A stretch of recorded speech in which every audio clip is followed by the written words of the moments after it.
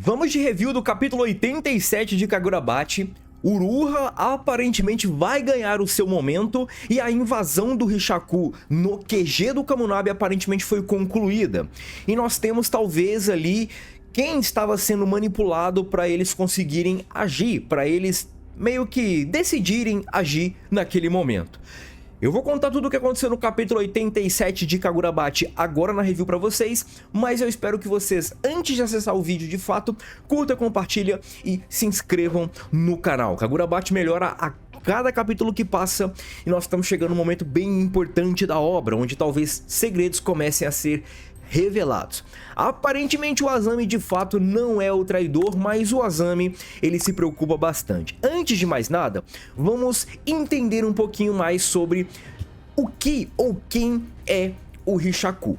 Nós abrimos o capítulo na sala de arquivos do quartel-general do Kamunabi, onde nós temos uma pessoa e essa pessoa acaba acessando um pouco os arquivos relacionados ao assassinato do Rokuhira Kunishige. E dentro desse arquivo a gente começa a ver algumas coisas e também a lembrar de alguns detalhes sobre o Rishaku. O que nós sabemos do Rishaku até então? Que é um grupo pequeno, composto por 10 feiticeiros e o líder é um homem chamado Iura. O seu objetivo, qual que é o objetivo do Rishaku? É matar o Kensei e empunhar a Shinushi. O porquê a Shinushi? Vamos colocar aqui ainda em asterisco. Por exemplo, por que não poderia ser outra espada? Ah, a Shinushi é mais forte. Beleza, é um ponto. O domínio da Shinushi aparentemente não vai ser o mesmo se o Iura, por exemplo, portar a Shinushi. É a essência do portador que vai definir o domínio. Então, qual seria o domínio da Shinushi relacionado ao Iura? O que o Iura pretende fazer? Bom, são N fatores e eu acredito que é basicamente se vingar do que aconteceu na ilha. Agora, por que se vingar? Talvez o Iura seja um descendente daquela ilha? Eu acredito que sim e eu já vou explicar o porquê. Agora, nós temos talvez informações focadas no arquivo que tem ali sobre o assassinato do Rokuhira. Sangue não reconhecido nos registros familiares. Feitiços que não pertencem a nenhuma linhagem de renome. O que é isso? São pessoas que fazem parte do Rishaku que são aparentemente totalmente desconhecidas. E em que sentido? Por exemplo, nós vimos recentemente que nós temos a família Sazanami, que tem ali a dispensa e o Aizo como feitiços. Dentre essas famílias reconhecidas ali no Kamunabi, existem talvez feitiços específicos, como o Aizo, como, sei lá, criação de espada, enfim, só pegando um exemplo aqui. Aparentemente, o Rishaku não tem nenhum registro familiar conhecido, ou seja, eles são randoms, eles são pessoas aleatórias e pessoas aleatórias que simplesmente se juntaram para um objetivo que é pegar o armamento mais forte criado por Rokuhira Kunishige, a Shinushi, e matar o Kensei. E não tem nenhum feitiço ali conhecido, ou seja, nenhuma das famílias de renome que eles têm ali registros, meio que possuem esses feitiços. A faixa etária diversificada, ou seja, nós temos magos bem velhos e bem novos. E isso é interessante porque sim, por exemplo, o Hirohiko é um mago aparentemente novo, beleza? Uma força genuína capaz de realizar o assassinato do Rokuhira Kunishige. Se eu não me engano, pelo tempo de atuação até o Shiba chegar, eles falam ali em cerca de 3, 4, 5 segundos para eles entrarem na barreira e conseguirem meio que fazer tudo, matar o Kunishige e pegar as espadas. É muito forte o Rishaku. E a pessoa que está lendo os documentos ali do Rishaku meio que chamam o Rishaku de fantasmas, né? E até fica perguntando, tipo assim, o que diabos eles são? Quantas origens e relações entre os membros, muita coisa sobre eles ainda está oculta por uma névoa densa. O que eu acredito?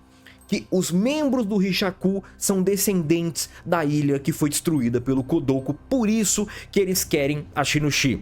Porque eles querem a Shinushi para fazer o que eles fizeram com a ilha deles na cidade japonesa. Na cidade onde meio que está ali os heróis de guerra que venceram aquela pequena ilha.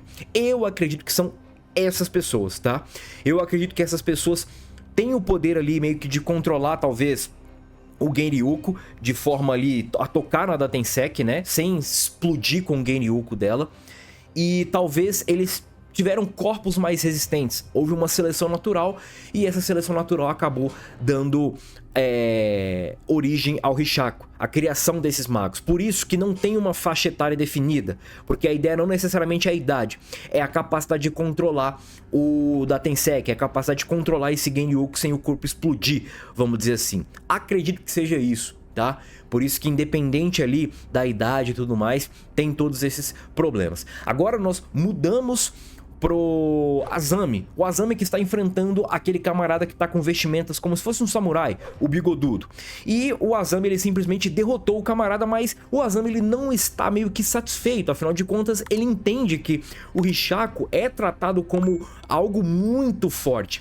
E o Azami ele entende que essa ausência de resistência contra esse adversário é muito suspeito. Agora resta saber se esse adversário foi usado de boi de piranha ou se ele de fato vai reviver, né? A gente não sabe ainda os poderes de fato dos membros do Rishaku, beleza? E eu acredito que esse camarada que o Azami derrotou é um dos 3 magos que foram ali usados para derrotar o Kunishiji, tá? Pra fazer aquela investida na casa do Kunishiji, beleza? O Azami tá preocupado, tá meio que com suspeitas e ele entende que para os outros passarem pra base, eles precisam passar onde o Azami está. Então tem alguma coisa errada acontecendo. Afinal de contas, parece que eles só estão drenando a força do Rishaku, do Kamunabi, perdão, para conseguirem entrar na base e não terem talvez muitas baixas, beleza? O Uruha também tem esse pressentimento e agora nós mudamos ali para personagens do Rishaku. Detalhe, tá? A pessoa que o Azami derrotou tem sim a tatuagem e aparenta ser uma dos 3 magos que invadiram a base do Kunishiji, mataram o Kunishiji, tá? Essa tatuagem pode ser falsa? Acredito eu que sim. Acho que pode, né? Pode desenhar a tatuagem na mão e é isso. E pode ser talvez um bait pra talvez eles... Ó, esse maluco aqui tá bem parecido com o maluco que invadiu lá a residência do Kunishiji e matou ele, né? Não sei, mas de qualquer forma é bem suspeito sim o Azami, né? O que o Azami fez ali, enfim, toda a luta com o Azami, que aparentemente não foi uma luta difícil, e o Azami levanta assim essas suspeitas. Afinal de contas, o que se sabe do Rishaku é que são magos extremamente poderosos. Agora nós temos ali os magos do Rishaku, 4 magos do Rishaku, e nós temos um mago em específico que ele começa a bocejar. E é interessante porque esse mago, depois que ele vai pro banheiro com o Yura, é dito pelo Yura que ele é o mago mais forte do Rishaku. E ele aparentemente está bem nervoso com toda a situação, com todo esse meio que... esse cenário que antecede eles entrarem num confronto. Agora nós temos eles ali aparentemente numa recepção, e nessa recepção tem um velhinho que também atua no Kamunabi, e ele começa a conversar um pouco com o Yura. E ele começa meio que ir bem, ele inicia a conversa muito bem. Afinal de contas, o Yura pede a questão do banheiro e tudo mais, e enfim, o velhinho começa a falar que não, vai procurar por conta própria, e que ele tá interessado em ver ali os magos do Rishaku. Afinal de contas são magos que mataram o Kunishiji e aparentemente fizeram um feito e tanto, e... na visão do velhinho, eles são magos normais, não surpreenderam ele. E o próprio velho fala que na idade que ele vive, primeiro, a vida dele não vale nada, e segundo, pouca coisa surpreende ele, porque ele já viu coisa demais e ele tá ali convivendo com a galera do Kamunabi, que aparentemente são sim magos muito poderosos, como por exemplo os Pactuados, o Izaru, o Azami, a Ryuki. Então pouca coisa surpreende eles, e pelo que ele tá vendo ali desses magos que estão ali na recepção, eles são magos comuns. E o Yura fala, então beleza, amigo, vamos fazer o seguinte, ó, eu vou jogar essa moeda. No caso, se o Yura vencer, o velhinho indica onde tá o banheiro pro Yura. Se o velhinho vencer, o Yura fala que o velhinho pode tomar a vida dele. É isso, beleza? Essa é a ideia. E agora... nós temos o Yura jogando a moeda, e simplesmente quando o Yura joga a moeda, o velhinho ele começa a entrar em parafuso, ele fica muito ansioso, ele fica muito assustado com aparentemente os poderes do Yura, que aparentemente usou de fato os seus poderes reais. E o Yura até mesmo fala, como esperado hoje, os deuses estão ao meu lado. Será que é por isso que ele invadiu a base do Kamunabi? De qualquer forma, o velhinho fala a localização do banheiro e o Yura fala: ah, então eu correspondi às suas expectativas agora, porque o velhinho tá em choque, cara.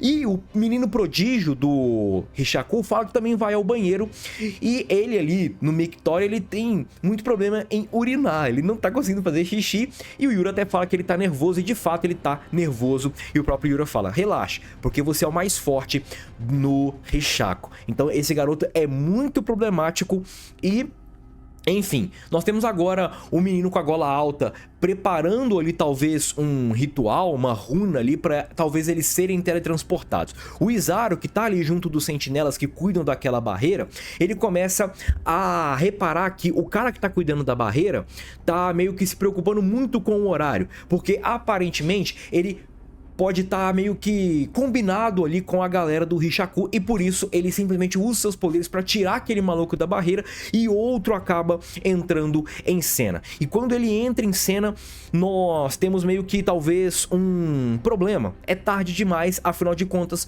os magos do Rishaku já estão dentro da barreira. Todos os magos que foram ali recrutados para esse ataque, com exceção do maluco que foi morto pelo Azami e do camarada das raízes, que aparentemente ficou de fora, né? Porque ele é o que tá meio que abalando as estruturas. Nós temos 5 magos do Rishaku entrando. Inclusive, esses 5 magos, vale pontuar, o mais forte do Rishaku, segundo o Yura, e o Yura, que é o líder desses camaradas, que aparentemente é muito poderoso, tá? Nós temos agora esses camaradas chegando ali onde tá o Uruha e onde tá o Hakuri. E o Hakuri ele fica questionando porque, tipo assim, o Hakuri ele fala: o Uruha é forte, mas são 5 magos do Rishaku e o Uruha talvez não vai dar conta sozinho, principalmente sem uma Yotou. Só que o Hakuri ele começa a lembrar um pouco, ou até mesmo o Takeda ele coloca na narrativa do capítulo uma lembrança de uma conversa do Hakuri com o Chihiro, que o Chihiro fala: olha, toda pessoa que tem um poder, quando assume o pacto com uma Yotou, ela perde esse poder inato, porque no corpo só é possível residir um poder, salvo exceções como por exemplo o próprio Hakuri. Quando o Uruha perdeu o contrato vitalício, ele acabou meio que reativando o poder inato dele. Só que esse poder inato ele vem através de alguns nervos, de algumas terminações nervosas que estão meio que atrofiadas porque estão 18 anos sem serem utilizadas, por conta que eles meio que elas foram meio que desligadas por conta do pacto com uma Yotou. Só que agora, o Uruha, aparentemente, ele tem totais condições de voltar a lutar. Não sei se é o 100% dele, mas ele tem totais condições de usar os poderes inatos dele. E aí nós vamos ver, de fato, os poderes mágicos do feiticeiro Uruha. E Uruha está com problemas, só que vale pontuar, Chihiro e Samura estão a caminho, e os Mazumis também estão a caminho, acredito eu, dessa base de Tóquio. Onde eles vão chegar? Será que o Hakuri vai conseguir teletransportar eles? Será que o Hakuri vai conseguir senti-los? Para trazer eles ali para ajudar o Uruha? Nós temos ainda o Azami suspeitando de algumas coisas e podendo estar livre para fazer outras ações. E nós temos também a Ryuki. A Ryuki também, que pode ser um trunfo do Kamunabi. Vale pontuar os demais camaradas do Kamunabi, né? Os demais ali membros do Kamunabi. Sobre o Sentinela, que o Izaru meio que atacou ele, para ele não abrir a barreira pra galera do Rishaku, vale pontuar o seguinte, tá? Não necessariamente ele é o traidor, mas ele tá ajudando o Rishaku. Agora, por que ele tá ajudando o Rishaku? Pode ser que ele esteja ali com a família também refém do Rishaku. Belezinha? Galerinha, espero que vocês tenham curtido, tá? Um capítulo bem interessante. E é isso. Segue o canal, tamo junto, bate meu cotovelo aqui e é nóis. Fui!